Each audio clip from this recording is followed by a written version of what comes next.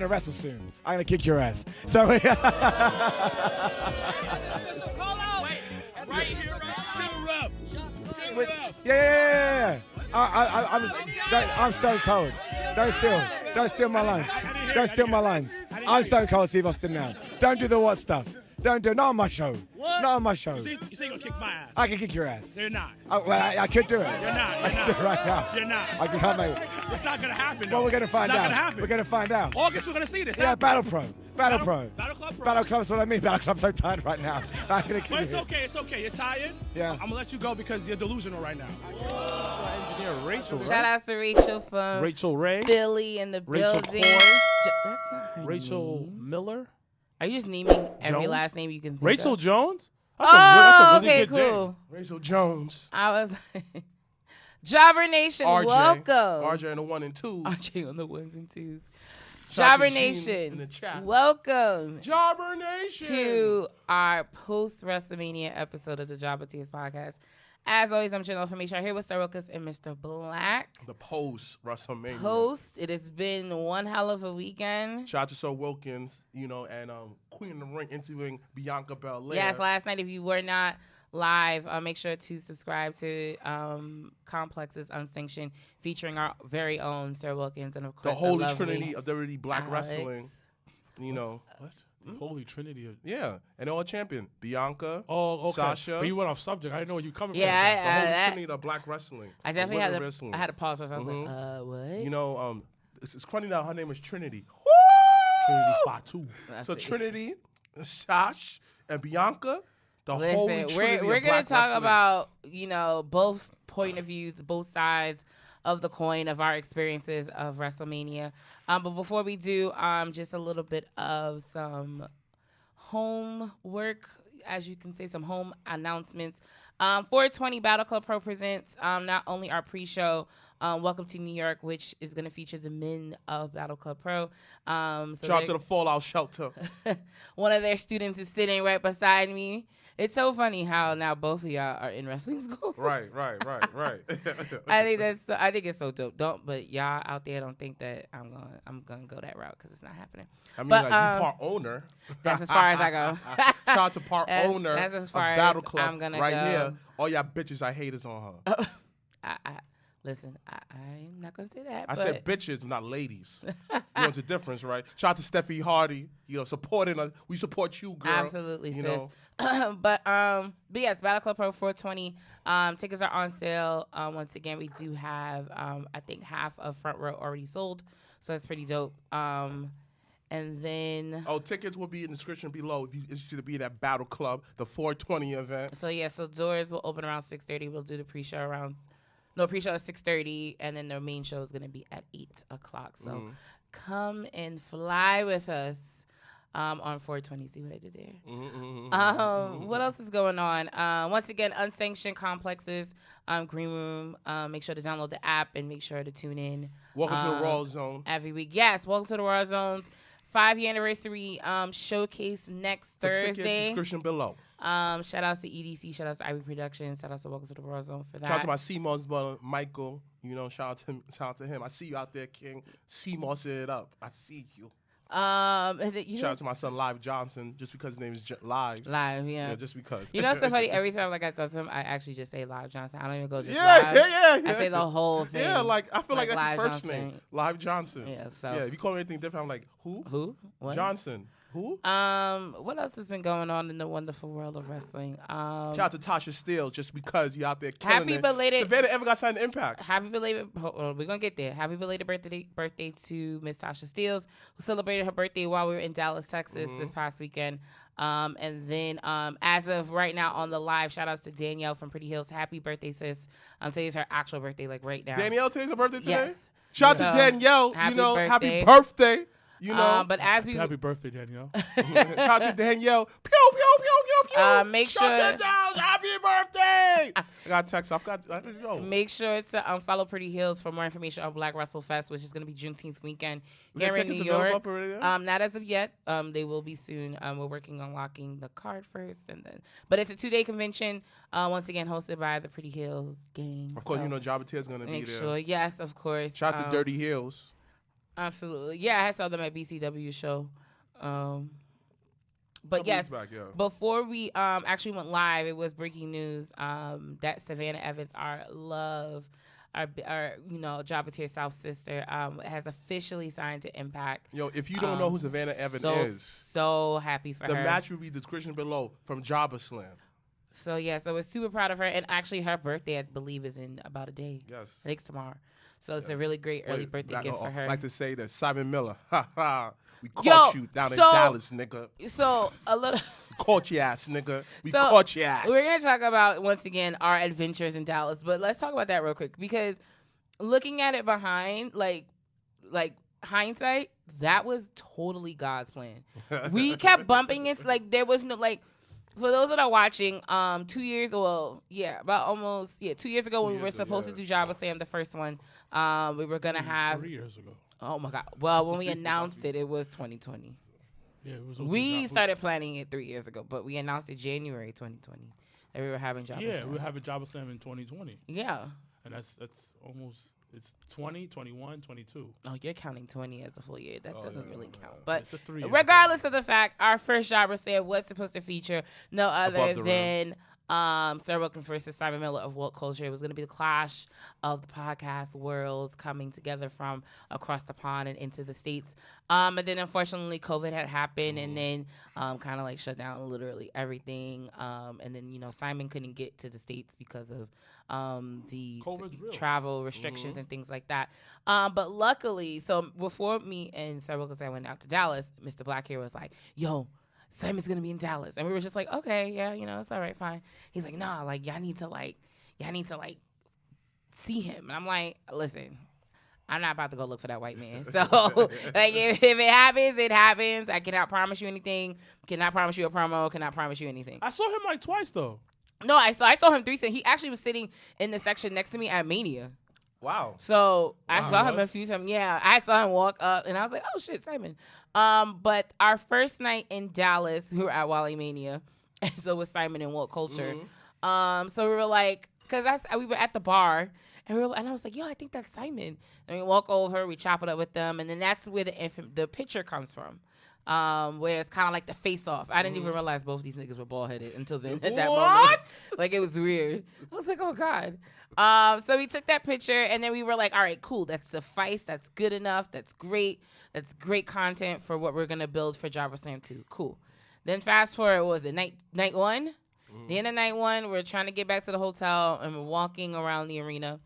And, of course, if anyone, watches WhatCulture, they always do I believe they 5 ups, 5 downs. No, it's just ups and downs generally. Okay, well they do post shows right outside of the arena. The very first time I met them was outside of Supercard, 2019 when it was here in New York. And they did right outside of Madison Square Garden. So that's what they're known to do right after a show. So we're walking, minding our business, and we see a crowd of people. So I'm like, yo, what the fuck is going on over there? And then we go look, and I'm like, oh shit, it's Simon. So, of course. Doing the show. Yeah, doing the show. So then, of course, I'm like, yo, let's go over there. This one trottles over there and, go moves to the crowd. And I'm excuse me, because I'm recording from behind him. Yeah, I see it, yeah. So I'm recording behind him because I'm like, it's about to go down. So I'm recording, and I'm like, okay, cool. And then Wilkins goes, hey, buddy.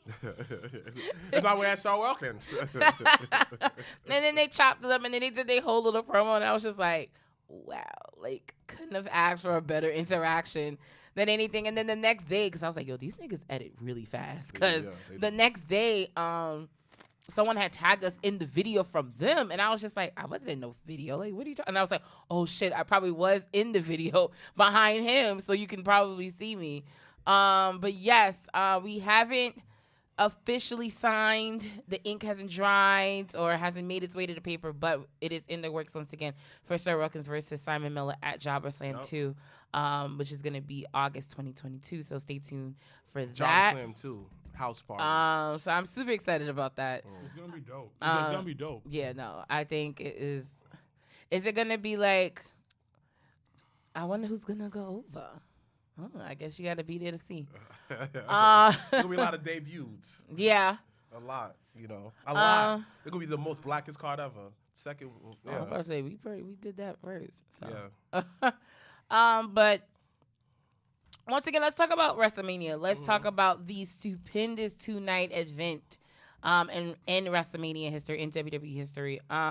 So we'll, kind of go back and forth because your point of view is from the bar. Yeah. Shout out to everyone that came out to Legends for both nights. Dre to holding it down. Once again, shout out to Dre from Your Sports and Amanda from Sasson Talk and Sasson Sessions. And Brittany. Of course, the bestie Brittany, whose birthday is Monday. Happy early birthday. She need a shirt. Get a shirt. And she need a jacket. She was like, I don't, out of everybody, I don't understand why she don't have a jacket. Why doesn't she have a jacket? Well, because we never did another order. Because remember, the boys wanted jackets too. Like Yaya and Montana and them, they wanted jackets too, and we never just did another order. So. Can we do another order? Y'all looking at me like, merchandise is not my section. So. Can we?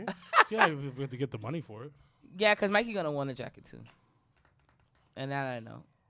So yeah, the jackets is definitely a hit though, because that's actually how a lot of people when we were in Dallas was like they saw his jacket, or even in the airport, it was hilarious. How was that meeting fans in Dallas? That was actually really bizarre because, like, once again, like we have like our own like knit community here in New York City. Where everybody, of course, Black know each other. Yeah. But, of course, our relationships with the indies and things like that. So it's like we have us. So to go to a different city where there are people from all over, not only the world, but all over the country, there were, like, numerous occasions where people would, like, oh, my God, Jobbertears podcast. And we were just like, hey, like, coming from SmackDown, me, Dre, and Danny, we were on the escalator going down. And I was talking to Danielle about something. I don't remember what. And then this guy had tapped Dre and was like, oh, is that Janelle from the Jobbertears? And then Dre taps me because I'm in conversation with Danny. Dre taps me. He's like, yo, you got a fan? And I'm like, no, I don't. Like, what are you talking about? Like, I'm just here as a fan. Like, what are you talking about? And then he goes, no, he listens to the podcast. I said, oh, no, thank you so much for listening. Because that's always the thing. I always praise and thank people because people don't have to. Like, people that have supported us, the people that listen to recognize our episodes. Always first. They they recognize your brother a little more. But the other guy was like, oh, I watch the show. I love what you guys do.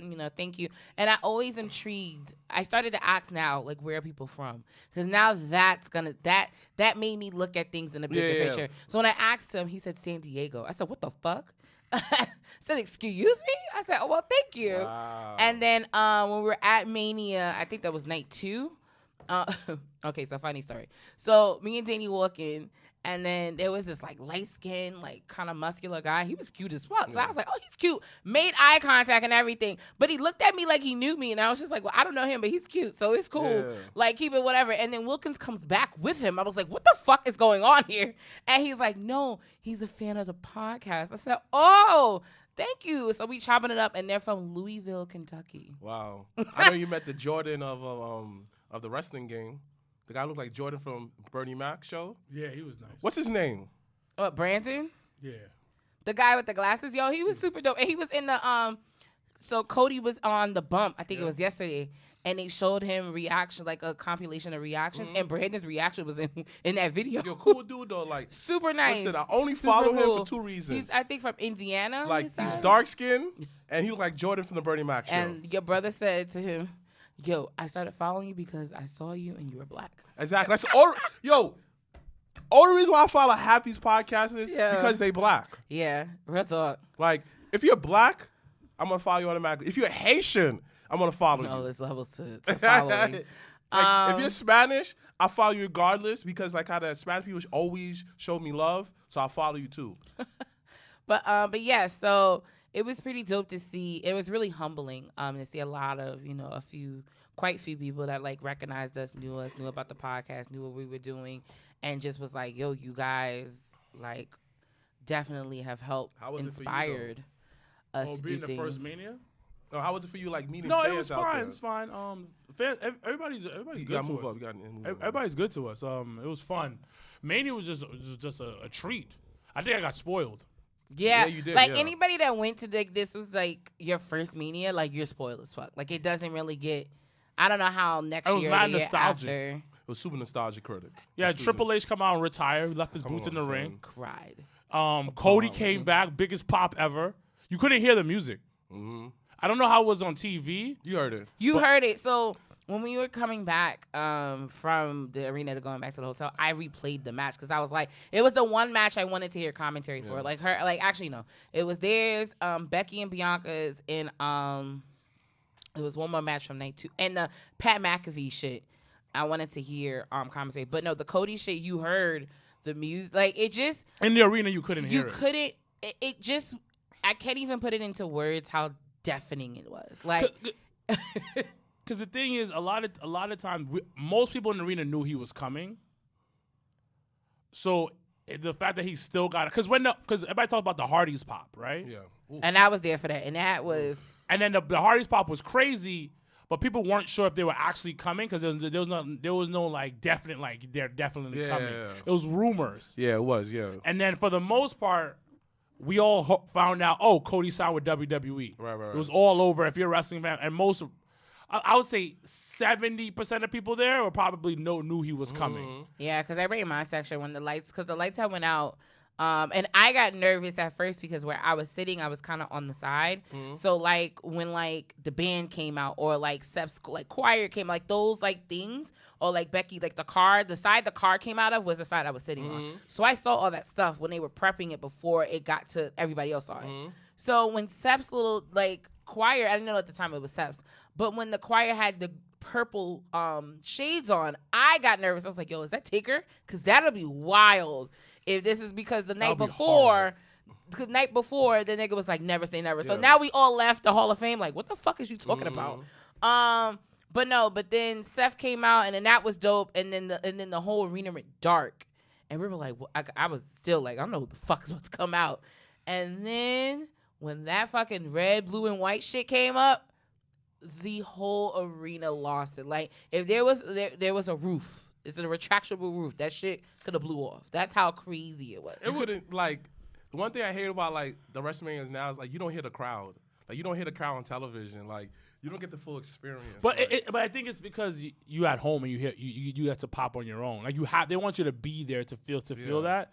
And the thing about the arena is dope. Like, Dallas the Dallas Stadium is fire. I like the comparison that you had made, like how it's more of like Jerry's world, and it's definitely relatable to Jerry Buss's, how they recreated it's the Showtime. Lakers. It's Showtime. And it being a spectacle and it being an extravaganza, like that is AT&T Stadium is dramatic. It does make sense though, and WWE is the biggest entertainment for wrestling. Because so you get the Laker girls and you get the cowboy cheerleaders. Yeah. So it's that's why it's like that. But like the actual Mania, I enjoyed both nights. Some people didn't.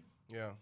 Some people said that night one was better, night two was trash. I wouldn't say night two was trash, but if I had to pick, me personally, if I had to pick which night I think I was ready for and I was like cool, night one was definitely it definitely hit a little bit more than night two. I think after, and you know what's funny? I think a lot of people didn't expect the Sami Zayn and Johnny Knoxville match to really be as interesting and fun as people made it seem. Because everybody at first was like, oh, this is dumb. But I felt like literally every person that watched it was like in it. Like, what's going on? What's going to happen next? It was good. I enjoyed it. So, it was good. But yeah, how was the things at the bar? It was good.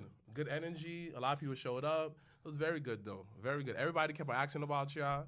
No way. Everybody. Where'd you know? Where's Sir Wilkins? You know, everybody was just like, I'm surprised that you're not there. You know, like, you should be there. This, that, yeah. Yeah. We got that, too, from really? a few people. It was like, yeah, like, because I think now, and it's something that I think you starting to learn, too, is, like, it's cool when it's just me. It's cool. Like, yeah. I can go. I was whatever. It's cooler when it's both of us. So now, like, okay, it's a completion when it's all three of us. Yeah, it is. So like, people will always be like, oh my God, like when we went to DC, I think that definitely was like the first time all of us outside of New York, outside of WrestleCon, was like, oh shit, like they're all here.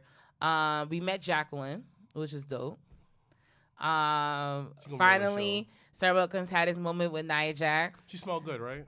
Smells delicious. How tall is she? Taller. She's tall. She's 6 foot. She's tall. She's at least 5. She's at least 6 foot.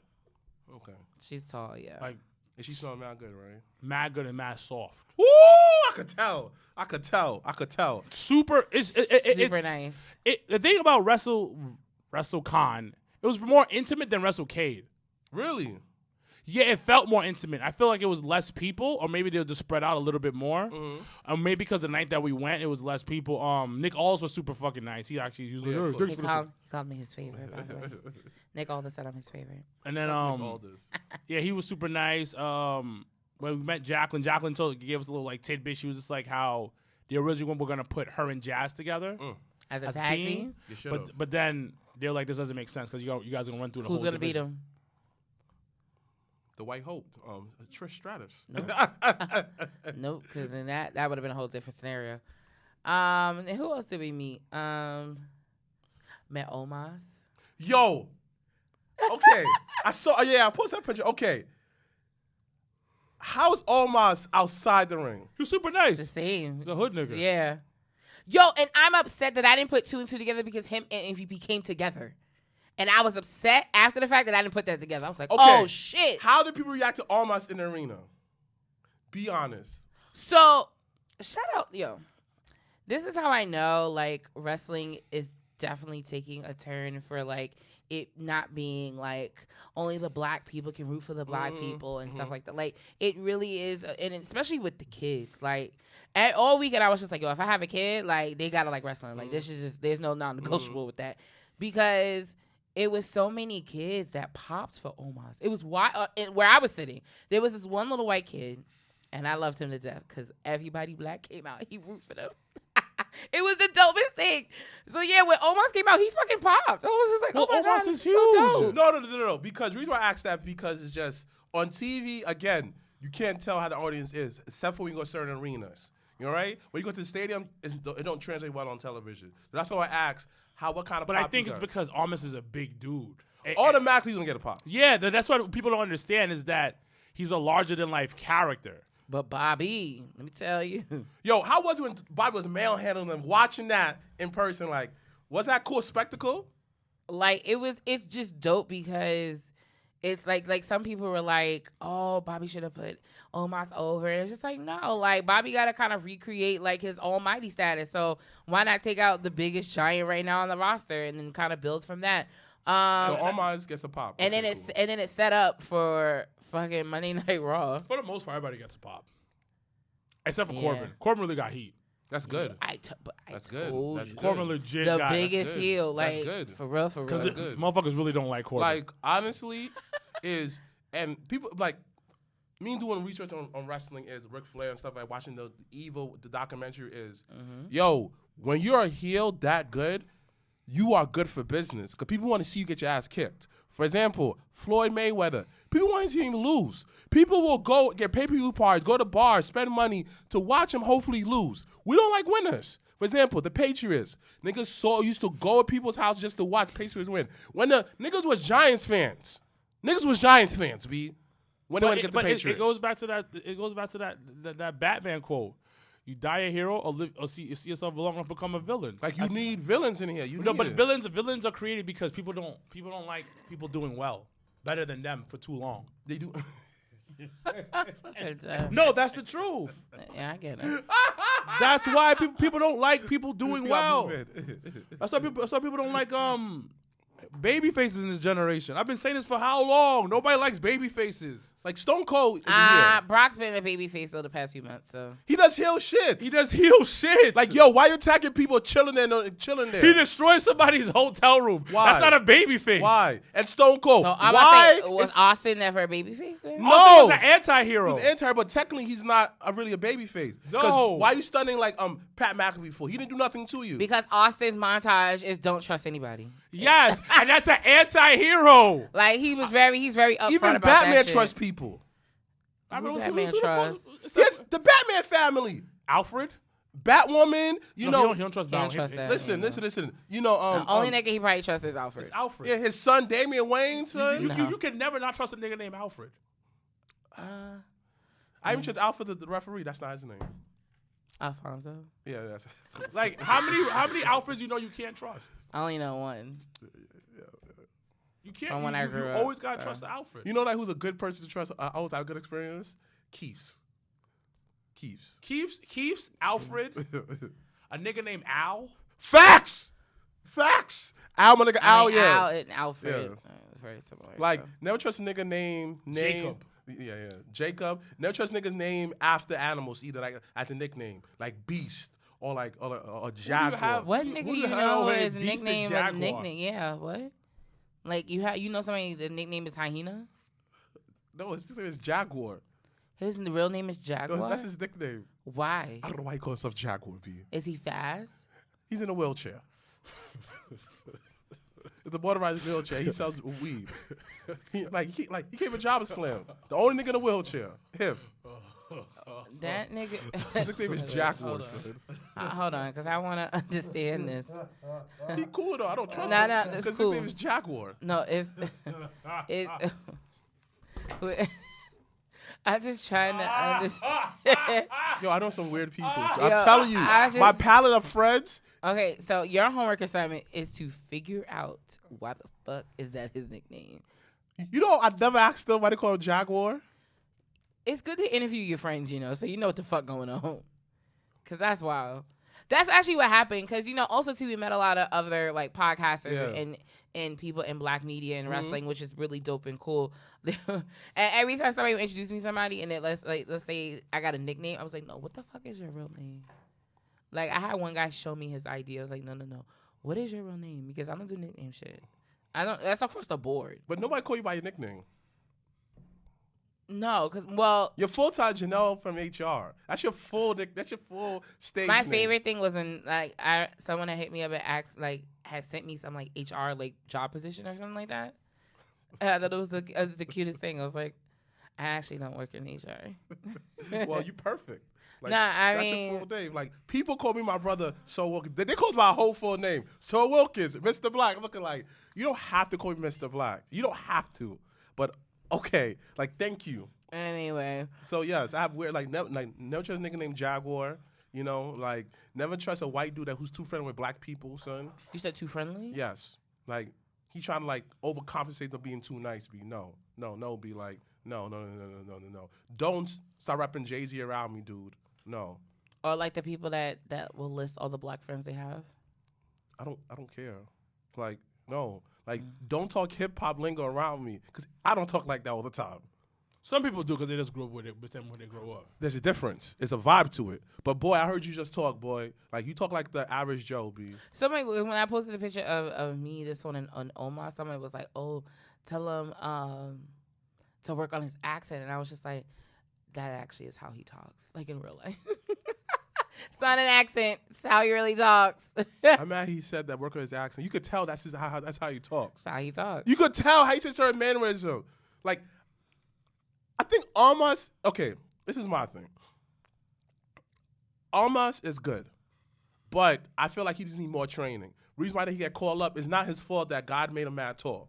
It's not his fault that God made him mad marketable in WWE. It's not his fault. So give him real time to develop. And how many people are that high to teach him how to walk like a big man in wrestling? Not a lot. You understand? And the same exact, for me in wrestling, right? I want to referee how I want to referee. But I got to follow the guidelines first. And then until you master the basics, and then you can put your own flavor into it. People are not giving him a chance to develop himself yet. Because his swag, when he talk trash in the ring, I love it. That's him. It fits his character. Listen, I love. He's like, yo, you a joke, nigga. You a joke, my nigga. I love the accent. That actually is, and that's his he's like that outside and inside. You feel me? It's hilarious. You feel me? Almost, he just need a better moveset though. Let's talk about him. He's a big man. Everybody has 3 moves to do. Come on, Boy. everybody shit on John Cena. Unless you're a technical wrestler, you got 3 moves. Please. It's the truth. No. Okay. You have 3 signature moves. They can do more shit. They have 3 signature moves to get them over. It depends. It depends. You don't need to do a bunch of shit. I really thought, and I think I'm the only one that thoroughly enjoyed Roman versus Brock. Possibly, because it was just definitely a whole bunch of spirits. No, in F5. my thing. Yeah, I enjoyed it. Shout out to Joey Crooks. He was talking about. He said it was whack. This, that, there, and then someone said it bestly. Why you have high expectation for this? They're behemoths. It's Godzilla versus King Kong. You don't expect nothing out the But ordinary. it was such a good story. It was. So It was. and that's I It think was. and I think that's the sacrifices sometimes in wrestling you have to make. Like, are we really going to be focused on how many moves and how many spots we're going to do, or are we going to focus on the actual storytelling and the actual ring psychology? Because that actually I enjoyed the most was a the great story. psychology in the ring. Bro, they said it was blatantly obvious. Brock was huge. It was like, oh, like it was whack, and it's like, it's like this. It's like music. You're not everybody's is not gonna appreciate the drums in the background. And that match is an example of it. Like the beginning of the match was fire. Even intros. No, that's the point. Like those 2.5, whatever, 1 minute when he's taking off his gloves, and then the look on Roman's face when he's like, "Holy shit, what's going on here? What are you trying to do?" And then he kept trying to knock him down, and then it's like he kept getting back up. Like, bro, that shit was beautiful, but nobody saw it. Everybody thought it was just whack. And then I remember I was leaving the arena, and then they say he got injured, but the match was kind of quick. It was. The ending was anticlimactic. It was, yeah. I like the ending, yeah. But the match up until then was pretty good for me. But then I remember this guy was walking out with his girlfriend, and the girlfriend was like, "Oh my God, that's it?"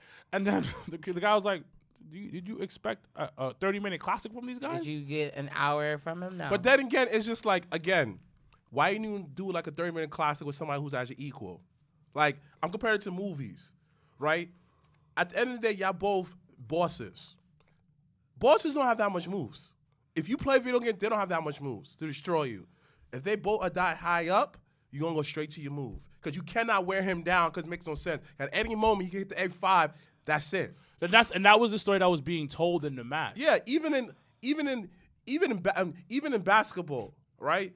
If you know that, we cannot play Warriors basketball because they're going to outdo us. So we got to play our own basketball to match up against them. I like the better than Stone Cold versus Kevin Owens. So, and that was the wild part because Austin's pop was louder night 2 than night 1. Because Absolutely he went against Vince. He went against Vince. Like, it worked out very well. Dopest. It's just off of Vince's documentary, by the way. Yeah, because Really? Netflix and stuff. Yeah, they was recording. They're filming the last, I think, parts of whatever. But it's documentary wild. So I spoke to one of the guys that's on the documentary with him, and that's working the documentary. That's one of the producers on there. We should have him on. And actually, we probably could. Ask him, hell yeah, let's get him on. So I'm chopping it up with him. I was at Wale Man chopping it up with him, remind you. and then he was just like, he was saying that it's been so hard to record because Vince works so fucking much. So they'll be there. They're supposed to be there at 9. They're waiting. He comes in at 12. All right, cool. Let's get this done. And he goes, okay, it's 3 o'clock. I have to go work out. Okay, I don't blame him. And then he's like, but it's like a continuous thing. And it's like, it's so much history behind it that he forgets. Like, nigga, he's like 70-something. Yeah. But yeah, I mean, it was good. Like, overall, I enjoyed it. Nah, it was, honestly speaking, it definitely, like, when they said stupendous, they definitely pulled out every single thing they could have done. It was sports entertainment. Okay, I know you had your opinion on your show. How you felt about the like, y'all wanna go through the whole card? Like, yeah. So how you felt about the Charlotte and it was probably the worst match of the weekend. Okay, so how was the arena? Quiet. Quiet. You could hear a penny drop. Because you can't wrestle. It's not. It was bad. The problem is not that. I've said this before. It's not that Ronda can't wrestle, because Ronda can wrestle. Ronda's just very lackluster. She's not very charismatic. That's Ronda's problem. Yeah, and it just felt like Charlotte just like carried the entire match. And then Charlotte can't carry a match. Charlotte's not built like that. No. And she's like, and Ronda takes stuff too personal. It just wasn't good. It just wasn't. Yeah, it didn't hit. And I think and the crazy part though is that I think they knew. And then for that to go on, for that to go on right after Cody and Sue, I was like, damn. How do you follow that? That was a good match. I feel like that was one of the best. One of the best technical wrestlers. Yeah. They wrestled. They told a story. Like, I walked away like they wrestled. Like, watching that match, I felt that it's more obvious that he didn't belong in AEW. And I told this one. I said, I've never seen such a day and night than what I just witnessed, because he he didn't look out of place. Yeah. He didn't look like a sore thumb. Mm-hmm. He didn't look like the only one at the table that wore suits. Mm-hmm. Like, he looked like where he belonged. He didn't belong in AEW. At all. But and it was clear. It became so much clearer, I think, Saturday night. But But he definitely played himself though. why? Because of all that shit he talked about. No, it's a lot of things because it's a loyalty thing. And listen, I don't know what the exact situation is. I don't want to. I'm just going off the articles that that was put out, how other people said. But it's like you've been with a company for a very long time. You helped build it. Not very long time. It's like 3 years. You're the founder of the company. And granted, it's not going your way, but you gotta have some type of loyalty. Go for a part-time position or something. But I think he just was at his end. But the like, thing you about could tell. but the thing about it is, he had everything. yes, in they AEW. gave him Like, everything. I'm thinking about this right now. Think about it. Really think about it. We let your school students get burned. Think about that. We had a stupid gimmick where you're wrestling on top of your bus. Boy, that doesn't fit it. Right? I say something about what Cody, like the Cody Effect at the I want to say something about that later. Boy, we let your dog come in or your stupid fireworks. We let you have your stupid that feuds. pyro budget. Think about that. Your Bro. stupid feuds. Anthony Ogogo. Anthony Ogogo. Have And that. you were creative director. Like, you literally had, and the thing about it, once again, I am not mad at him. I'm not. I'm not, like, listen, at the end Get of your the day, paper, Papa. like, at the end of the day, we all have jobs, and sorry. and we leave jobs, go to Yeah, another job, yeah. you know, things happen, and I'm not taking that away. He can do whatever the fuck he wants. Yeah. I fuck with Cody Luther Yeah. X 100%. Yeah. But if you look at it from Tony and, like, the Bucks and Jericho's point of view, bro, like, we gave you the world. But I think sometimes when you have it all, is that really what you want? Is that really what is your actual goal? And I think going through that journey, I think definitely left him, like, realizing, like, yeah, I got everything I wanted, but is this really what I want? Nigga, yes! I don't No, think so. yes it is! What are you talking about? Bro, listen. You guys look at it from like a wrestler's think point of view. Look at it from Like from wrestling, let's leave it as that. Let's not look at The personal that's none of our his business. money, his stuff, because Yeah. I No, know that I'm check not was talking- fire. Yeah, I'm not check from I'm both not ends. talking about Listen, So that, let's though. keep it on wrestling. Yeah, because that Okay. because I'm gonna say that route. Those niggas, he got paid. Yeah, he got paid. He got paid. of course. I'm not worried about the money. And he got a bus. Yeah, he That did was that. like a non-negotiable. He got the nightmare bus. I know the Like he bus. out here like He Lex got Luger. everything. Like Better. look, at the end Better of the than day, Lex. from a wrestling point of view, let's keep it that because But that's what we know. I'm thinking- he had I- everything. But I am keeping it at that. And just for me. for the audience. But No. he backed himself into a corner by not being able to get the AEW title. He booked himself into a corner by disqualifying himself from the AEW title. Because remember, that's what he did. He lost that match, and he can no longer go for the title. Now, Janelle has a small point. He wants to get the title for his daddy, Dusty Rhodes. And that's what he wants at the end of the day, because he's chasing that. Because you know what? Dusty was never proud of his ass. He wasn't Dusty's favorite. That's what it comes off as. He always looks like, and even the promo on Raw, it was just like on some like I mean, I think he's in a space where he's doing what he's doing because he feels like it's his destiny. And I think now he's realized more than ever. That's why I'm like, yeah, he got everything and Tony threw everything at him and he could do whatever he want. But at the end of the day, is that really what the end goal is? Yeah, that's the pit stop. Yeah, that you might have thought that's what you wanted. But then that's like going to a steakhouse. And you go and you're like, yo, I'm about to get the best porterhouse that they said that they have. And then you finally get it. And then you're like, I could have got chicken. Like, that could possibly happen. That means you have problems. My nigga. Yo, next compared to women. My Next compared nigga. to women. You get that girl. We're B. definitely not the about to baddie talk baddie. about The shorty. Then you look at her on the Kobe meme like, you look at her like, you're annoying, son. You do everything, but you're just annoying. Nothing's perfect. My shit. Nothing's perfect. No situation is perfect. No, there's always going to be The thing roadblocks about it- and there's always going to be and- crossroads But to obviously, that. You see what I did there? but the situation with this, and this is once again, I'm okay for niggas leaving jobs. Oh yeah. You try to get your Business check- is business. Business is business. But I'm looking at it from the principal standpoint on this shit. I'm looking at it from both sides. From Cody's side, I think he was just like, oh, y'all just gonna switch up on me. Y'all just gonna switch up on me, huh? I came here. Niggas are turning their backs. I feel Loyalty who? I feel he Loyalty did the what? Denzel shit. The Denzel from Training Day. Oh, so all y'all gonna switch All up y'all on me. niggas here gonna come after me. That I'm the y'all- one that with the problem. I That's mean, what but he- looking at outside in, yeah, he was the only. They did look like they he turned was their the back on him, outsider. son. But then again, you have to look at it from their point of view. Yo, the Bucks got you popping. I don't care what nobody says. Y'all can change your face. I'm not the biggest Young Bucks fan, but I'm an honest fan, B. I like the theme The song, Bucks got him popping. Kevin Steen, AKA my man Kevin Owens, put the arm around Cody and say, yo, you going on the So you Indies? basically saying Wait. that- This is what happened. Let me tell you the story. Okay. You know, Cody, he go, oh, man, with his blonde hair. He go, oh, yeah, black at the time. Oh, okay, Oh, man, I'm done with WWE. And then Kevin comes to him and says, hey, I know you're going on the indie scene right now. My boys, the Young Buck, Nick and Matt Jackson, I told them about you. They're going to take care of you, right? And Cody goes, oh, really?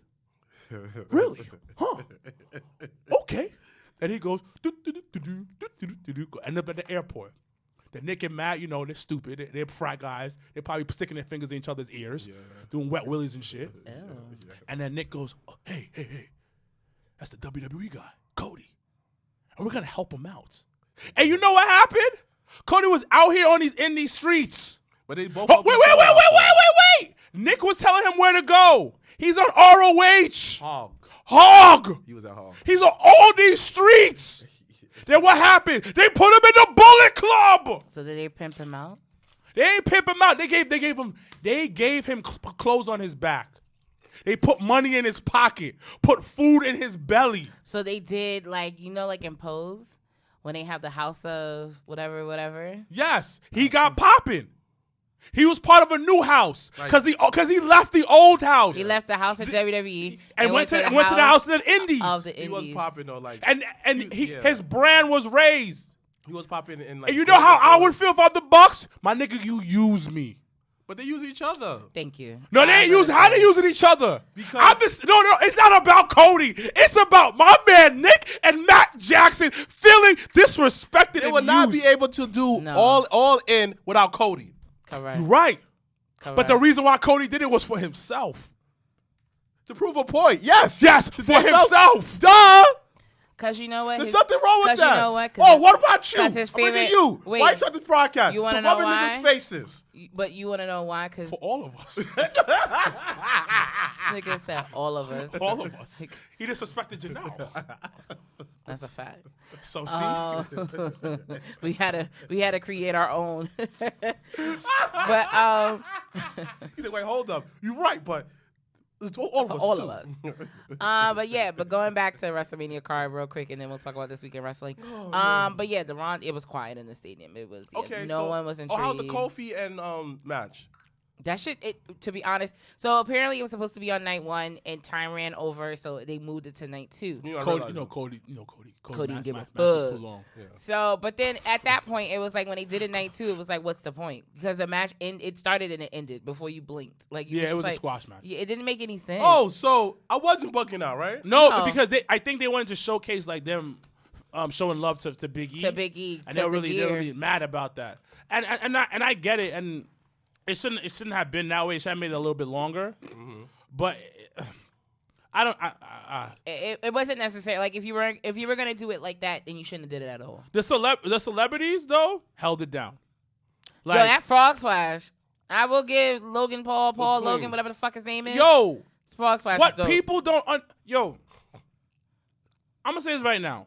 Logan Paul had more character work Yeah, you said than that. legit wrestlers. Yeah. And first of all, shout out to Dominic Mysterio for showing the fuck up at WrestleMania. Like, when I tell you, I was sitting there His like, daddy clothes. I was his real daddy clothes. His real daddy. Real Well, fans I was know sitting the here truth. like, yo, he out here moving. Like, he gets better and better as time progresses, and it's such a dope thing to see. Some people say like, oh, like he should do lucha moves. I'm looking like, well, let him find. Yes like, and no. It has to be How old a is he? mixture. 20 something. He's young. 20s. But he's tall as fuck, so that lucha Yeah. move shit not always gonna hit the way it's But gonna need to. like I said before, this is his foundation. Give him like 2 years. The thing about it, he's not even into his full body. He's not. He's still not. built like a kid. Yeah. Yeah. Yeah. With the mullet. But what Watch him- else? like, give him a couple of years. Yeah. Yo, he's gonna be a star. No, absolutely. I agree with that. The Miz turning on him though, no one saw coming. Great. So that was Great. dope. Great. That was actually pretty dope to see. Like I really feel like they really need to let the Miz get a real run, and let him have a few with Cody. Cause against the rich niggas, B. I mean, I love it's when gonna, rich niggas beef. it's gonna love get when there. rich niggas It's gonna get there. I Cause think you know why? over time. I love when rich niggas beef, son. Because everyone eats around them, B. Because never directly fight each other, B. Everyone Absolutely. eats, B. No, him on Mid's TV would be fire. Yeah. Cause Like imagine the commentary on that. That type of the type of Wait, back and forth do on what's that. name the Raw after show like still exists? Do like anyone watch Yeah. that still? Yeah, did you watch Monday Night Raw this week? No. The show Oh, after Raw Talk. Raw Talk. Oh no, but sometimes I do catch it depending on who's on it, because that shit is like I said numerous times. That talking smack, those are the hidden gems, because they be talking wild shit on Raw Talk and talking smack. How You is be like, talking the smack? fuck? Like, any like good episodes recently? I mean, I don't think they've done They haven't it done in it in a a while. Like they do Raw Talk more. But the thing, Because last week they had Bobby on, and I was just like, oh. but the thing is, it's what they did. That WrestleMania was a good WrestleMania, like a solid 8 out of 10 for a WrestleMania. It gave me throwback vibes. It was entertaining. It was entertainment. The Raw after wasn't that great. No, I was glad I didn't stay. The Raw after, like I was actually really, really because, and I think it's because we've based it on it always being like a big debut. First of all, your boy Michael Bostic fucking scaring the fuck out of me about Veer on TV. Yeah, that happened. But other than that, I think, with the Raw after, you always anticipate it being like such a big, big surprise. And you already knew Veer was coming because they hadn't announced it. You knew Cody was probably going to open Raw. And then you knew probably Roman was going to close Raw because now he's the undisputed champion and stuff like that. Acknowledge me. Yeah, no, it's not happening. Acknowledge me. Not happening. But, yeah, this Raw just was like, there was no, like, pop to it. Did you watch AEW? Of course. Yeah, but... I missed it. So... I got to probably, because I had checked out right at the last match. Next as much week, as I wanted to watch it. Willow Nightingale's going to be on AEW. Well, yeah, because she's in the Son, Owen Hart. Y'all have to understand, dogs. Yo, y'all going to see who's next up.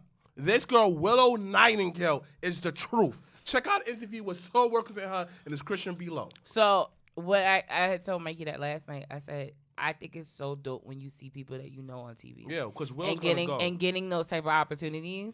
Like the first time Tasha was on Impact, the first time Savannah was on Impact. Like it's so dope seeing Zuka was holding back Warlow or trying to. Fucking Lucky having a match with Kazarian. Like seeing people that we built to know in the industry have Main those event. opportunities. It's so dope. Like I'm so see proud a main of her. event, like when they get were to on know AEW. wrestlers like Powerhouse. Oh, that feud is Powerhouse was Keith Lee. Yo, we fucking popped last night for that. We was like, what the fuck Yeah. going on? Because they had, that whole segment was pretty dope up until Keith put him through a fake ass wall, and I was just like, I love it. y'all did the most. I love They it. put him through a wall. That's some Yeah, good it was- shit. it was- It's fake ass wall. Two big beefy men. I love it. Yo, it's the Cody effect. AEW after Cody left, Cody did something over there because this is entertainment as hell. They're not like match no more. It's like storytelling, Because dogs. Twin can't listen to the podcast. But Correct. correct. Storytelling. Correct, 'cause Like, But see, but I feel like I still am on that. Like they pick and choose when they want to do the storytelling. Like out of all that's going on, the one thing I feel like I'm super invested in is the Warlord and MJF thing. I'm Outside messing- of that, no, Serena Dean versus that Asian lady. it be on site all the time. Oh, no, on site all the time. I love that, too. son. That's But But Wow, they don't get as much, and that feud doesn't get as much, like, I feel like recognition or Yeah, it like TV doesn't. time So- as it should. The one thing I will give Tony is that he does look for improvement. Hell yeah, And he does son. listen to the AEW people. got better. Oh, because at the end of the day, ratings, statistics are kind of a low key kind of the story of it. Because he did an interview recently where he was just like, the ratings were dropping like crazy. There was a point where it just kept going down, and he was like, "Yeah, I have to switch some things And up." I think that's probably why he's going so hard on Rampage. But I still think that time It's a trash and the time. day is just still not going to Rampage work. be fire though, son. Because Every he throws single he- week, it literally fire, throws son. he throws shit that really should either be pay-per-view match worthy or on I still Dynamite love worthy. Rampage. On Dynamite, Yo. I actually sometimes I prefer Dynamite over. I mean Rampage over Dynamite Yeah, sometimes. because I feel like Rampage, that's where people get the kickstart. Like you go like that's like a next tier because shout out to Hook. That's the Hook show. I'm waiting for Samoa Joe versus Hook. That should be the end boss. That's gonna be a bloodbath. That should They be got on some like they got Jay Lethal yo, going against Samoa Joe. Samoa again. Joe. They should definitely do the spot where Bam Bam fell back into the ring. Then he pulled out Taz and pinned him. They should recreate that moment, dogs. They need to, son. Hook versus Samoa Joe, fire. I'm with that. I just feel like It's gonna be Daniel Bryan versus what's that dude Trent on Rampage. Trent Seven. They're gonna be what's name versus Yuta versus my son. I like that he won the Moxley. ROH title, though. Hell yeah, but like my brother said though, this is WWE invasion all over again. and nobody sees that. Yes. No, if you don't see that, then you're blind as fuck. No, everybody keeps saying no. It's a different thing. It's exactly It's the It same not. thing. exactly is because That's always, and that's my Yeah. fear. It's because like it was funny. I had read an article because Eric Bischoff kind of talked about it about how ROH is known in the wrestling community, but because of how Sinclair took care of it, there's no like media value of it. Like you don't really get like there's no like there's no extra like oomph to it. No. Because of how Sinclair took care of ROH. Because he brought up a good point because Eric Bischoff really talks about at times like on the business and the media and the advertising side of things, and for ROH to always be syndicated at 2:00 in the morning, like who's really gonna invest in that? Who's really gonna be hype that up? So I think having the mixture of like I'm interested in seeing how it plays out. Like, are we gonna keep ROH separate? Are we? No, they're not. They're gonna bring the belts over. Which at that point you might as well not have it at all. Like if you're not gonna have its own, like if it's not gonna be its own entity in its own right, then It's not because the thing it's about it, you not have gonna your work. wrestlers on the show. You don't have ROH wrestlers on there. But then again, it's kind of like this way. This is how I see it. Everybody got let go. But this is how I then see hire it. them back. Like this is how I see it. Maybe it's to heat them up, right? Like you said, there's no media value behind them. Unless you're the hardcore fan, you know who it is. For the people to who only watch AEW and that's it, that's a good way to say, oh, Yuta, I know him. Okay, RH, they advertised it, so they're gonna go back to see who he defeated, and then fan on fan on But fan. I can't give you that because AEW fans are ROH fans. They're the same. So I can't give because let's say this was WWE and ROH. Okay, cool. Okay. Because most WWE fans, the majority wouldn't know what ROH is. Okay. That's what I'm saying. Like I didn't really know or even care to know about Adam Cole until he got into NXT. Because then when he debuted at that takeover, I was sitting there like, who the fuck is all these guys? I had already knew about Red Dragon, but that was more in the indie stuff and not even ROH stuff. But when Adam Cole came, I was just like, well, now I got to go back and see what the fuck that's about because I don't know nothing about that. So if that's the case, like someone like Willow should have won the RH Women's Championship I think she should have won that match, but that's neither here nor there. because seriously, like Willow, low- people don't understand how nice Willow is. Low-key But then biased, you don't want to make her too popular. because they don't like when people pop on their What own. kind of shit is that? Because they don't like when people pop on their own. That's just industry. Yo, shit. that's some slavery shit right there, B. Both companies are like it. Yeah. WWE and ROH. I mean, AEW. AEW. They're both like that. Yeah. So If you pop by yourself, think about it. Look how much you love Zack Ryder yeah, and how you express like, oh, he popped on his own. He did his own thing. But did they ever put him over the way that you envisioned it? That's hater shit, B. But my Nick, that's the welcome to the wonderful world of wrestling. Yo, don't you want a guy to continue on his wave, son? Like to add on his wave, so like we both make money together. Welcome to the wonderful world of wrestling. Sometimes that's not the way. That's not the way that it works all the time. Unfortunately, it's unfortunate. So this is why Shane Taylor's not on our TV screens. Well, there's more to that. I mean, it's politics. Yeah. From what I'm hearing, it's politics. It's more politics on both sides of It's more of it's more the fact that you have somebody that stands on his own ground, knows who he is, knows his value, knows his worth, knows what he can bring to the table, and then yet it's met with either disrespect or it's met with disdain of like, oh, you guys are doing too much. So let's wheel it back. Let's water it down. No, I'm tired of this, man. Like, So why you have to dumb down our stuff just making you like, yo, but more sometimes satisfied. it's not even that. Sometimes it's just the politics. Not even like they want to. Yo, wrong is wrong, right is right. But son. it's not even that. It's not even that. It's just this is how wrestling. Am I not just seeing the gray area in this shit? No, it's not the gray area. It's just it's black and white. black and white. Politics. Wrestling's very black and white. It's politics. It's It's not. not- It's it's not not- it even doesn't about make it changing great. people's characters. Just politics. It's like who you fuck with, who you don't It fuck with. doesn't make it always right or it doesn't make it I don't great, understand. but like but I think for you the more that you question it, especially because now you're like training and you're gonna see a different side of the business. The more you question it, the more you're gonna confuse yourself on certain things. I see some of it sometimes. Me behind the screen, like even when I was with JobberSlam, it's just like we like niggas are on our dick. And they have to understand it's like we are giving out the golden ticket somehow. I ain't got to sway. I mean, What other high points or low points about Mania, and then we can talk about this week in wrestling, real quick. There was no low point. Let's talk about Takeover Oh, real quick, because that was that match was better than Raw. The one that my son Dolph Ziggler had. Listen, everybody got to put some respect on Ziggy. Of course. Been a Ziggler fan. Listen, put some respect on Ziggs. Been talking about. But I had heard they had last minute switch that. Yeah, because the crowd was dead. It was empty. What for the Saturday? Yeah, so supposedly from what I heard, it was they switched it because there wasn't that many people there, so they wanted him to win on a bigger level, with more people there, and expose him more. But okay, commentary didn't put him over with his family connections though. They did. Oh, though. they had no choice. Well, because yeah. his brother, his uncle and daddy. But at least on Raw, he could have got the Legends rub, like X on him out or something like that, just to like even out the eye with Bobby Roode.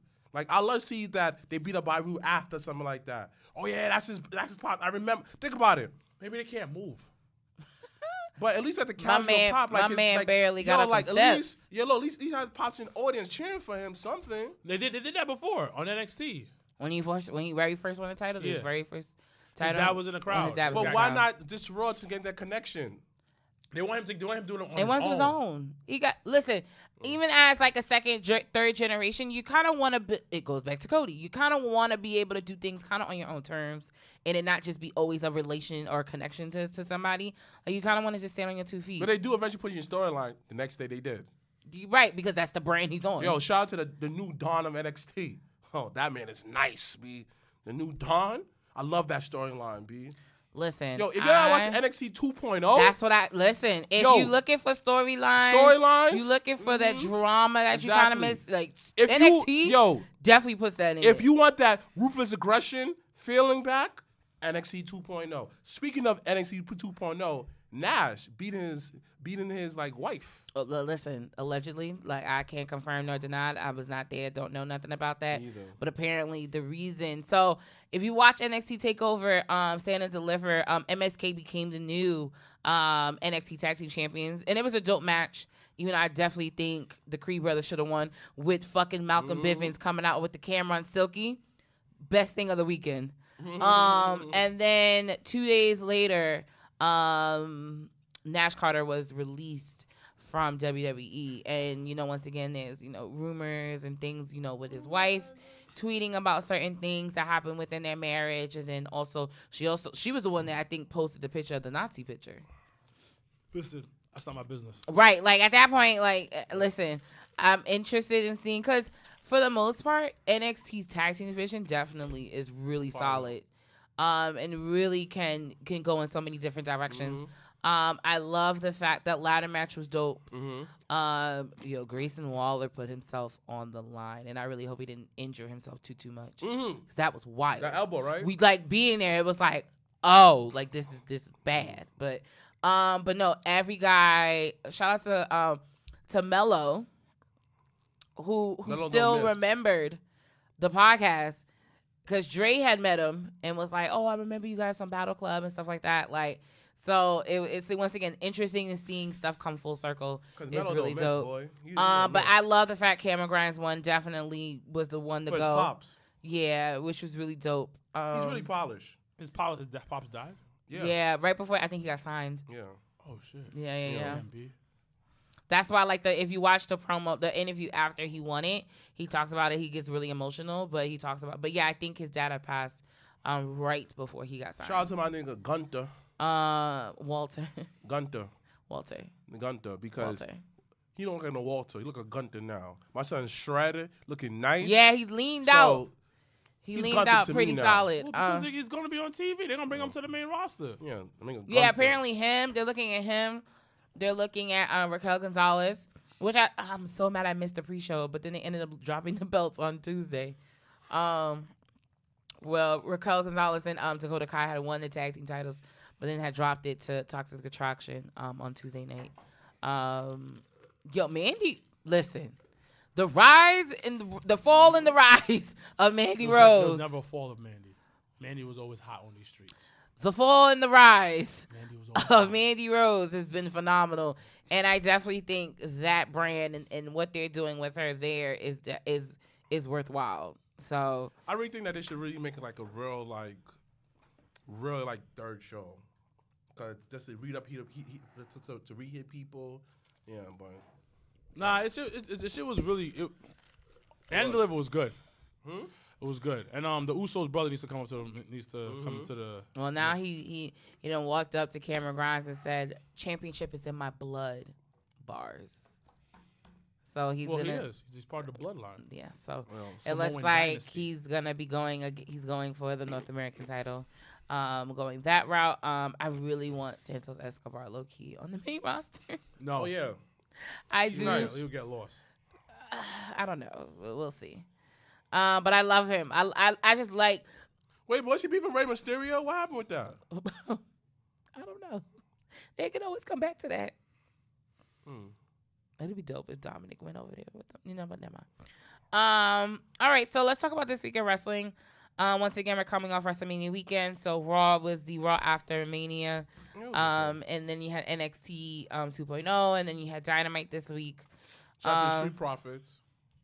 Yo, I really want them to turn. Like, I felt like they were sprinkling it, and then when they did the drink thing with Randall and Berto, I was like, fuck, now they cool again. I'm like, can shout we out pick to a Dawkins. side? Everybody like disrespecting him, but your time is coming, big boy.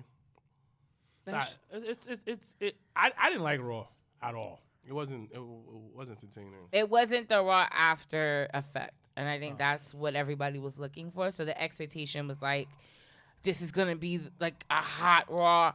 I mean, for the most part, and I think a part of it could have been because we weren't there either. Because Jamie had went.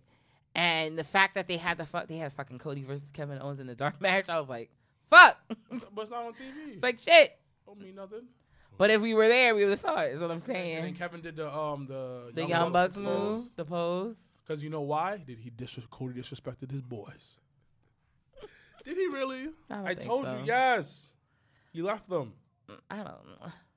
Niggas' feelings are hurt, and I understand. You really think niggas' feelings is hurt? Yes. Well, why? If I'm having food, if I'm eating with your family, and spending nights with your family and going on double dates and shit, you expect you to stay because I'm trying to put effort into to keep the relationship alive, and then you leave off of some bullshit. Was it really bullshit? It probably was. And then now you got QT Marshall don't got no job now. QT Marshall, but he don't got no job. He ain't got no job, bro. He ain't got no job. They ain't gonna do nothing with him. He gonna be on Rampage. They ain't do nothing with him after another 2 weeks.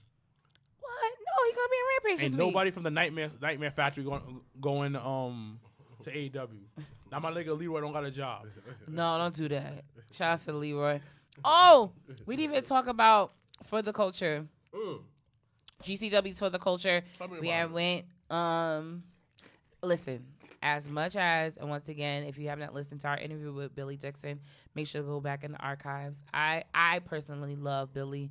I love I love his vision and what he wants to do for the business. I love him being unapologetic. I love Billy. But the main event and having it being like a death match, I didn't sign up for that. How bad was it? And we all was like, this is too much. And we didn't sign up for this. Like, literally, everybody was, bleeding is an understatement. Literally, everybody was like, yeah, no, this ain't it. This is not the way to go. You know, as black people are, like, there's so much cause you could But it was just like, they were, like, the glass would break and the glass would be flying into the crowd. Exactly. And then Hoodfoot, shout outs to him, but he did like three, four death matches back to back to back. Back to back. Yeah, it was But wild. I did find out a lot of women do death matches. Really? See, I'm not the only one that didn't know this. So I was intrigued. Any death match I've seen has not been a female. Me either. Exactly. So I was generally intrigued by the death match. So you went down the rabbit hole. Between Hoodfoot and Billy. Wait, is it Hoodfoot? Yeah. It's a nigga name. Yeah. It's a beautiful nigga Does name. he dress like a hood nigga? Yes. Yes. Does he dress like one? Yes. He had last year's For the Culture. He had like the silky do-rag, but it was like it had a whole train on it. Like he came out with a whole train of a do-rag. His silky was like you know how like a bride has like the veil. Mm-hmm. His do-rag had a whole like train on it. It's hilarious. He shot on the show. And it was we can absolutely. So I decided to go down this rabbit hole. Good right? luck. And I decided to go on Twitter. And I asked, I said, hey, pardon my ignorance, is there any female deathmatch wrestlers? There's actually a lot. Black? Really? Huh? Black? I ain't see no black ones, but that's not the point. Ain't no black woman doing that. No. I personally don't think of any of these black women deathmatch wrestlers because actually Billy and Hoodfoot made history. What? They were the first time two black wrestlers did a death match. Yeah, they main evented. No, just in general. Oh, really? Yeah. They're the first ones? Like, ain't no other black Black on two- black death matches? No. Really? No. Wow, good for them. So- Not my cup of tea, but I'm proud. But that's what I'm just saying. Like, and then I was like, women do this, and then like, honestly, people didn't come at me. They legit gave me names. My co-host for Unsanctioned gave me a few. She's a huge Japanese wrestling fan, so there's a few in Japan. She gave me. There's this one that I got. She replied. She said it was kind of a great reply actually. What she said? We should have her on the show. I'm gonna try to get her on the show. And then PB gave me some too. Who? He would PB Smooth. Shout out to him. Oh, shout out to him. You still owe me a shirt. But it was interesting because I never thought I never saw a death match live. I want to go now. No. You may like it. You may like You it. may Yeah. like it. Not my cup of tea. I should be. Because once the fucking light bulb shit started coming into the crowd, You know what? I walked right over where O'Shea and Ron and Shane was at. Because I was like, I ain't O'Shea. going over there So- with I that hate shit. that nigga O'Shea. Swayer Wreck. You know that, right? Yes, I know. Okay. Kayfabe is so. Mickey Knuckles. Ooh. You have She's a a picture? legend. She's a legend. Oh. She looked dusty. I knew it. Nigga said she looked dusty. I Yeah. knew it. Look, come on, man. Come on. Oh! Is she from like the UK? She's probably so cool. I don't know where she's from. So Nikki Knuckles actually said that to you?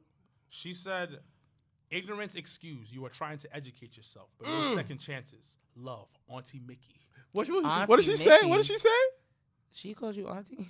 She called herself Auntie. What did she She say? said, ignorance excuse. You are trying to educate yourself, but no second chances. Love, Aunt Mickey. What you mean no second chances? So after this, don't act ignorantly and ask that dumbass question. That's what she You know said. what? Politely. I like her. She have her on the Politely. show. Like, She has a rough look, though. A rough look. But seeing She's probably so nice in but person. seeing Hit she Row, probably smells good too. Hell yeah, son. but seeing Hit Row versus Shane Taylor Promotions, that was dope. Seeing AJ Gray versus Darius Lockhart, that was pretty dope. Shout That out was to a really good match. Trish Adora versus MJ Jenkins was pretty good Was Swole too. there? Yeah, I think they might have opened the show. We missed it. Yeah. But I think they opened the show. But hashtag we did it first. So it's okay. They did Tasha Steelz versus Big Swole? Yeah. Again? Why niggas taking our main event? No, but it's okay. Listen, it's okay because there might have been certain people that might not have seen it. Once again, acknowledging both women that have been successful. Below for the Big Swole versus that Tasha has been Steelz successful match. in wrestling within the last year. So them, I think, opening the show and that being the match, it's okay. It's nothing wrong. But yeah, no. For the culture was really good. But we didn't see her. I had only saw her when we went to Wrestlemania. I didn't see her. She looked after nice that. at the Hall of Fame. Beautiful. Yeah, that Hall of Fame. I was Lindsay Snow. that name sounds familiar. It's another one. That actually sounds familiar. Weird, but yeah, the Hall of Fame ceremony was Undertaker with his TED Talk, with his gyms, which was dope though. Okay. How you feel him not mentioning Mick Foley? To be honest, I didn't even notice it Shit is disrespectful. until people started saying it. It's disrespectful. But then is it? See, I don't want to say it makes me question how close they were, what's their relationship, I don't know, But regardless, he helped make your career. Yeah, he did. And you can say that he did it, but you really can't. He was a point in his career, yes. Yeah, that I think it's one of your major part of your career. He sacrificed his fucking body for you. But I think the outline of his speech was it was the gems, the lessons he learned from certain individuals. So I don't think it was a shade of him not mentioning it. I think when you listen back and he talks about the gym he learned from his dad, the gym he learned from HBK. I just think it was the gym he learned from Trip. I just think it was certain lessons. Hey, Vic, I'm gonna throw you off his cage. No lesson learned. I don't really care about you. It wasn't one of the greatest moments. It wasn't one of the greatest moments in my life. I meant life lessons. Boy, but I'm not him. So he was one of the few people that fit in the Undertaker verse. I'm not. There's certain key figures that fit. Listen, Big I'm Show's not a part of the Undertaker verse. that. Mankind was the biggest one, dog. Like you said, Unsanctioned, description below. I'm not denying it. Your you hands said. are cold. My bad. Nigga fought in the boiler room fuck? match, B. Boiler room match. Who fights in the boiler? And then he burned Come on, B. Paul Bearer's face and on, then went to B. the hospital. Yo, He tag I teamed did with his not brother. realize that fireball shit until they showed it. I was like, holy shit, I had to go Come back on, B. and find out. Listen, I'm not going against what you guys Man are was here walking around looking acknowledging. like Tony Robbins and doing a TED Talk. But yeah, it was a TED Talk that I didn't know. But because going into it, I love Undertaker, and that's just what it's gonna be. It was getting kind of boring. I had to get up and go buy But something. it was I was here for it because it was Shad? But yeah, that I was I crying. was balling. For our interview with Chad, Balling. it's Christian below.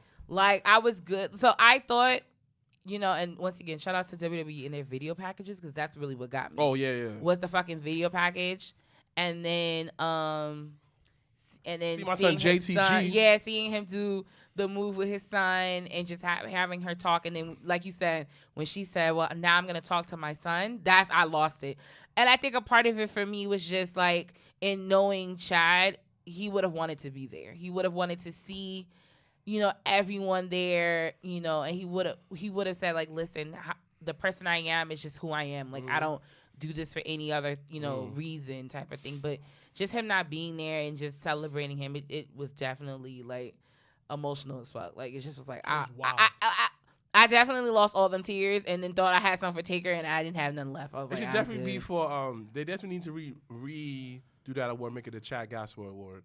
Because Warrior sounds cool, but Warrior did mad racist stuff. It's sadly more about the character, not the person that played him. Not the person that conspiracy theorists or any of that stuff.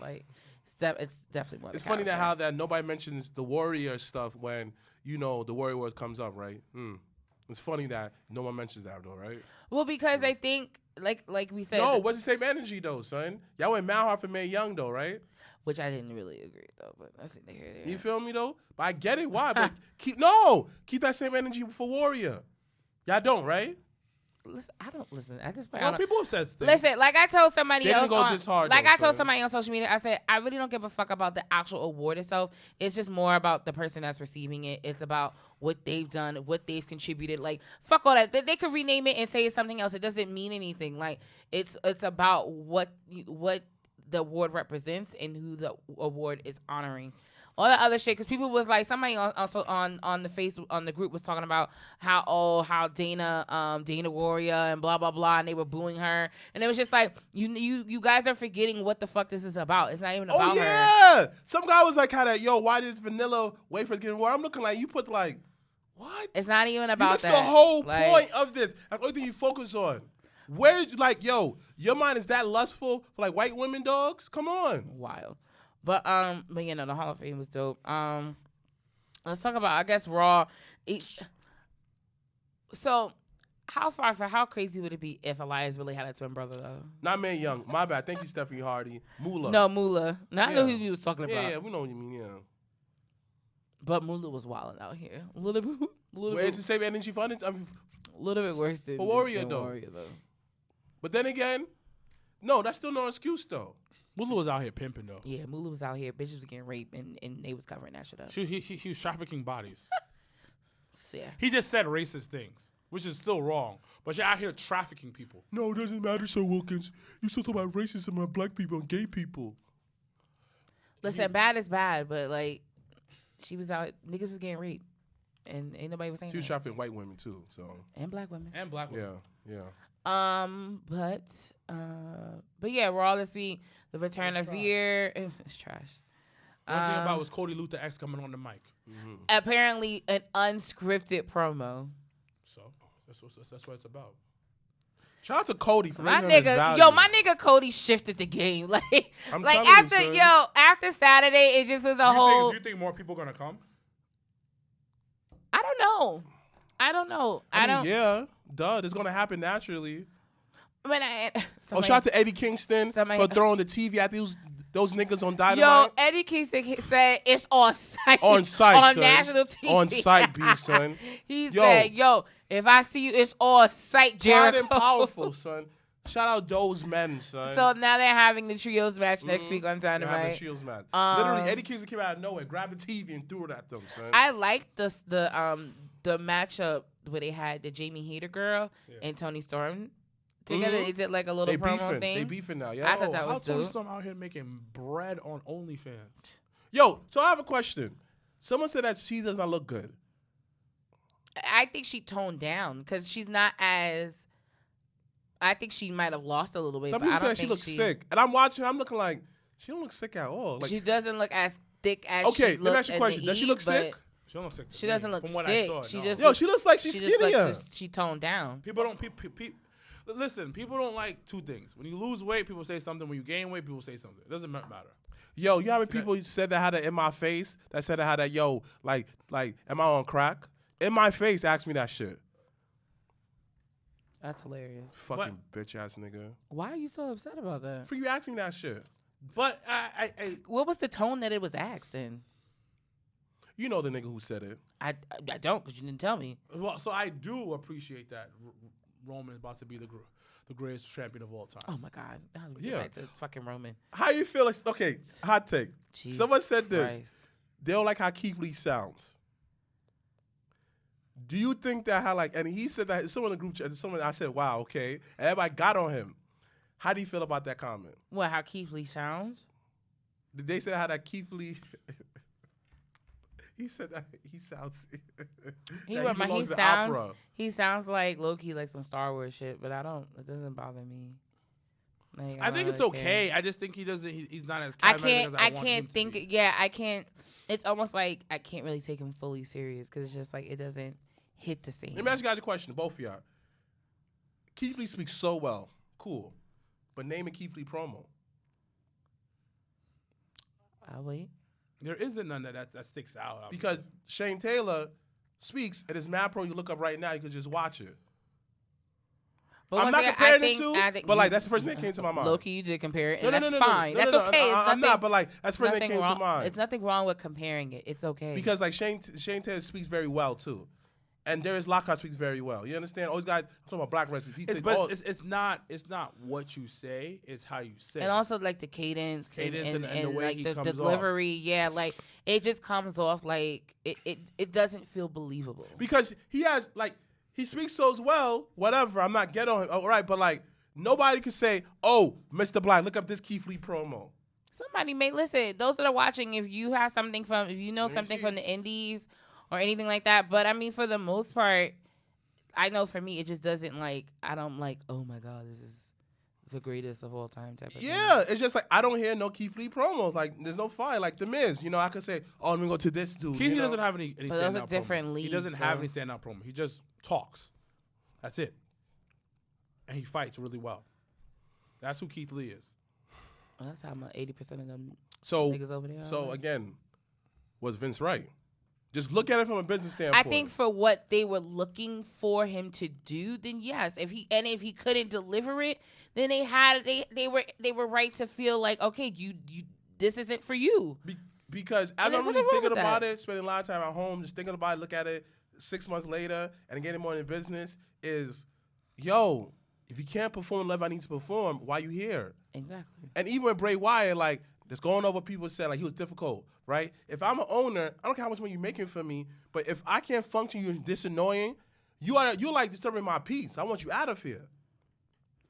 Listen, everything happens for a reason. And as much as we to assume or feel like it should have been this or should have been that, there's reasons that we just are not privy to, so that at the end of the day, everything works out for itself. Because I hate when like a black person get released with WWE, right? Oh, it's racist. WWE don't like certain black people, blah, blah, blah, blah. But then I look at all the black people still in the company to this day. I'm looking like, they got to do something right, though. But it's not a black and a white thing. It's just like it's a character thing. It's like if your character does not go over, if you don't connect to the audience, if you think about it, they literally were building Ronda and Charlotte for weeks.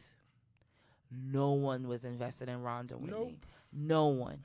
And it goes back to when Vince went on Pat McAfee's show and said, we do listen to the fans. Even though the fans at times may not feel that way. Charlotte winning was a definition of we were listening to the fans and we realized if we put this belt on her, this will not be the move everybody's going to go for. Nope. This is not going to be the right move to do. They may not always listen when we want them to or how we may want them to, but them niggas listen. The fact that you had Bianca Belair win at WrestleMania back-to-back.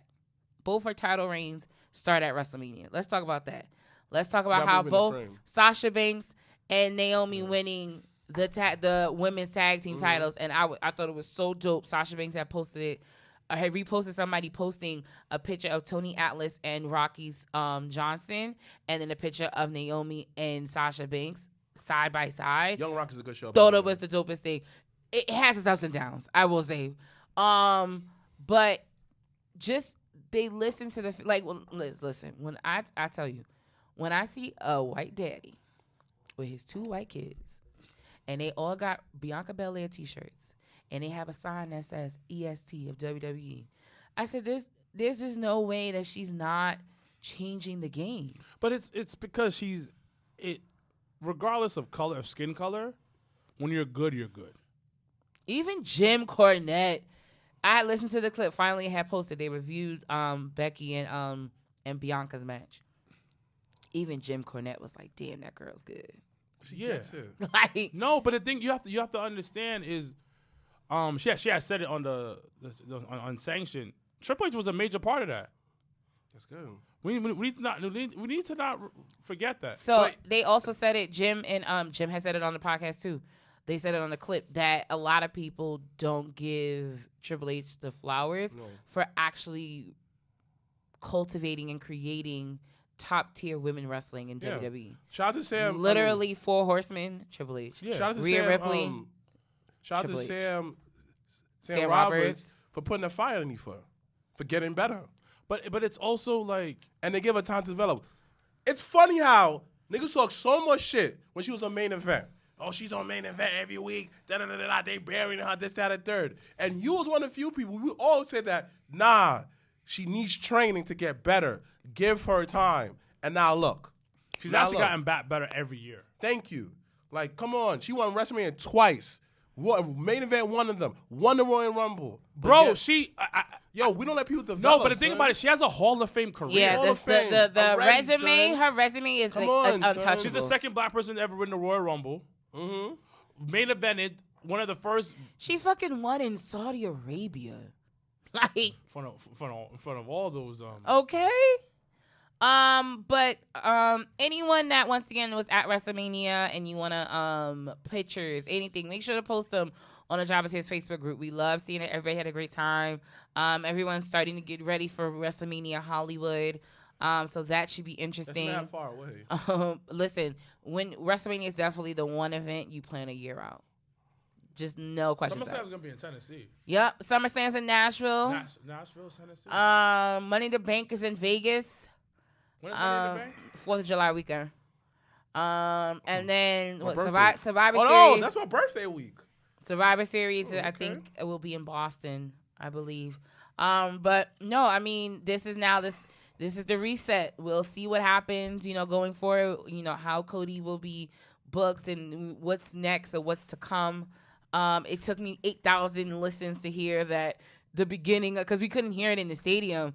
When the first part of the song comes on. Adrenaline in my soul. Shit hits. But no, when he says that there's not only one like royal family in wrestling, and then the song drops. It's like, oh my God. Y'all niggas talk so much trash about Cody. But Listen, Cody's definition of Cody shifted the game. Branding yourself. Because think about it. They offer him like 500,000. Nah, he left. Came back. Made him another millionaire, dogs. Come on, son. This time, you're forced to take me for the person I developed, B. My package, everything throughout the whole indies. Come on, I just son. listen, yeah, if you haven't listened to any of the interviews he's done, just take a listen. He was on The Bump the other day. Son. Shout outs to Brian from Spotify. They did an interview on him right after. Come on, He's son. doing the Mania run. He just dropped an album. So. Come on, son. Come on, son. They had asked him on The Bump. They were like, were you able to talk to? And then WWE, shout out to them in their YouTube page because they were able to put clips of like his backstage stuff because they hit him all day. Yeah, they did. Yeah, he couldn't see anybody. He didn't talk to anybody, and he was just like, "I want to talk to people." He was like, "I didn't even get to see Randall." I was just like, "Listen, him versus Randall, here for it." I'll leave you guys with that. We'll be back at Legends the beginning of May for WrestleMania Backlash, and then at the end of May for Double or Nothing. So stay tuned for that. Once again, 420 Battle Club Pro Rumor Crush Wednesday. Tickets are on sale. You can definitely hit up me or Joaquin for more information. Those that, if you're interested in sponsoring, you can hit me up personally and let me know. Information will be description below. Let's think. That's about it. HOG's next weekend. Jobbertears in the house. Shout out to Encore. But I think that is about it. Shout out to Jobbertears South. Yes. Once again, I know. Shout out to Big Time Yaya. Happy early birthday, y'all, because his birthday's coming up too. Once again, congratulations to Savannah Evans being signed officially to Impact Wrestling. That picture that we took. It's low-key legendary, B. May have to get that framed. And then once again, JobberSlam 2, August 2022. We will be releasing more information sooner than later. As always, I'm Janelle from Make here with Sir Wilkins and Mrblacc. # Black Excellence. So we got the hands in motion. If you go with rolling, no need to focus. Traveling states and over oceans. You gotta wait till your coast chosen. Trying to have lines outside the show like Harry Potter releases at Barnes & Noble.